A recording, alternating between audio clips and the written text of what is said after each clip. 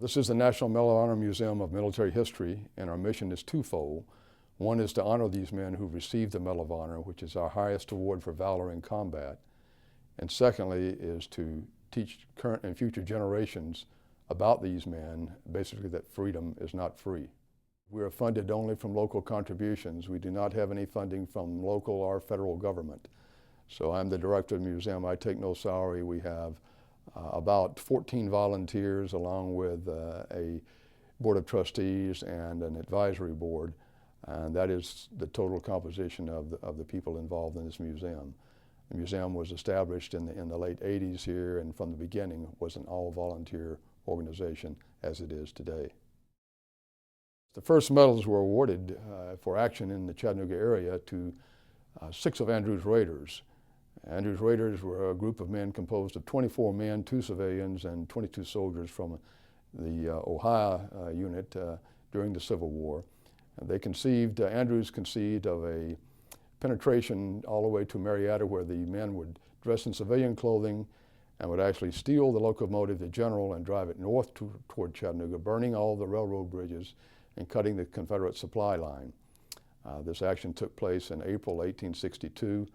Unfortunately, it was not successful, as the train was stolen in Big Shanty, Georgia, and the Confederate conductor saw them steal it and gave chase along with the engineer, and they chased them all the way back to Chattanooga on 3 different locomotives, and ultimately the locomotive, the General, which the Union soldiers were on, ran out of fuel just outside of Chattanooga. They were all captured and interred in the jail here in Chattanooga called the Swims Jail.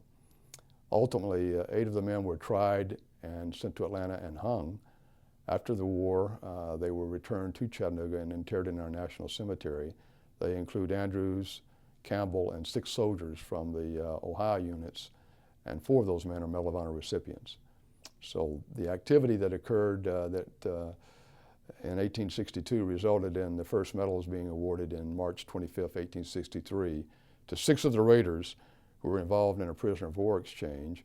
And Secretary of War Stanton, they were taken to his office after they returned to Washington area earlier in March 1863. He actually awarded the medal. Jacob Parrott, the youngest of the Raiders, was the first to receive the medal, and 5 other men. They were taken next door and then introduced to President Lincoln, who congratulated them on the award of the medal. Ultimately, 19 of the 24 Raiders received the Medal of Honor for action in the Chattanooga area.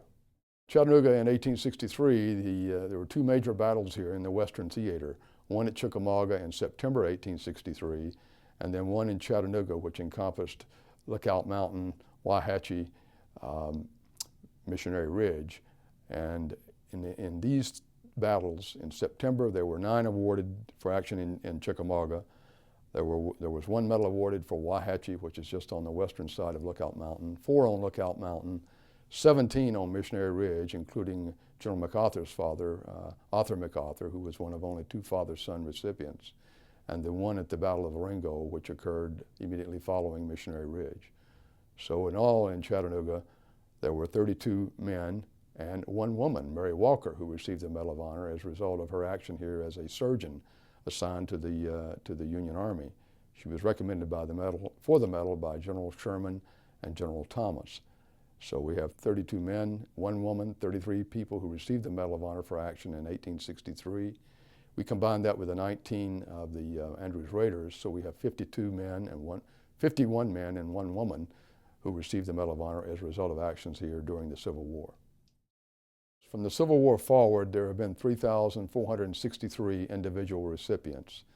Nearly half of those, 1,522, occurred during the Civil War when the medal was first initiated. And currently, there are only 78 living recipients of the medal. So 3 different types of medals. There's the Navy Medal, which they're all inverted stars, and the Navy Medal, the Army Medal, and the Air Force Medal. The Navy Medal is used for the Navy, the Marine Corps, and the Coast Guard. And during World War II, the Army Medal was used for the Army Air Corps. The Air Force Medal did not come about until the mid-60s. And so far in our history, there have been 14 of those medals awarded. Prior to that, they would receive the Army Medal, the Air Force would have. We have 9 men from the local area who've received the Medal of Honor, and we have 5 of their medals on display here in the museum now. They vary from World War II, Korea, and Vietnam. We're going to look at the Medal of Honor recipient we have who is living and from the Chattanooga area. Charles H. Coolidge received a Medal of Honor in France in 1944.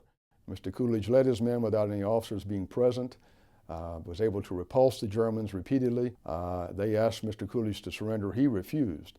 And Mr. Coolidge's quote to me is that he told the German commander popped the hatch of the tank and said in perfect English, "You must surrender."